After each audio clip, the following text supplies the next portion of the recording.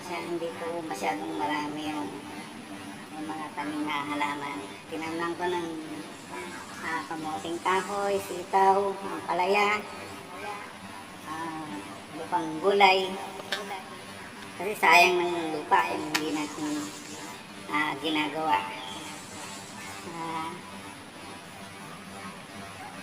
Gandang panahon ngayon, mainit, hindi katulad ng mga karaang araw na sobrang ulan dito sa lugar.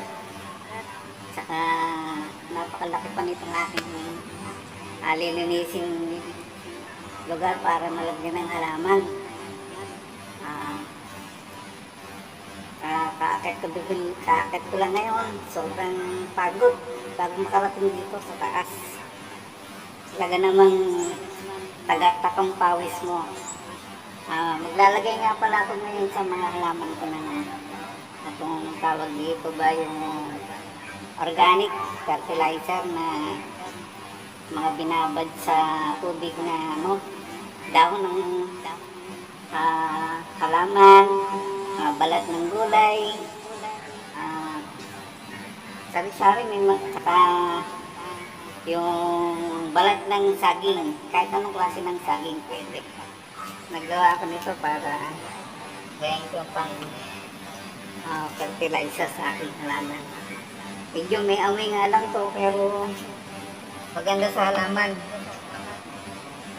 Kaya malaking katipiran kaysa bibili tayo ng mga abono, ay kamahalang. Ang per kilo ngayon ng urea nasa 41 pesos per kilo. Kaya makakatipid ka kung pera sako kung bibili ka. Pero okay din siyang gamitin yung mga ganong klase ng pataba. Pero dapat gumagamit din ng mga ganitong natural gamit sa halaman. Mas maganda siya, hindi kaya mga pang-spray, mga dahon ng kakawate, ang dahon dito yung pwede siyang palaga, tapos 1 litrong tubig lalagain, kasi pinaglagaan, yun ang pagkamalamig na sasalin sa isang bote o kaya plastic bottle na sa soft drinks, tapos 2 kutsara nun sa 1 litrong tubig pang spray sa mga uod na sinisira ng halaman. Pero dapat magandang pag-spray nun sa bandang hapon.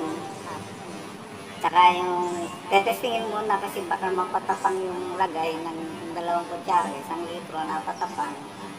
Pag in-spray mo sa halaman, testing mo muna kung hindi siya matutuyo. Kasi pag matuyo, yung mga dahon ng halaman, yung disprayan ng ginawang pag-spray na galing sa extract ng kakawate, sayang naman ang halaman pag matuyo. Dapat yung katamtaman lang.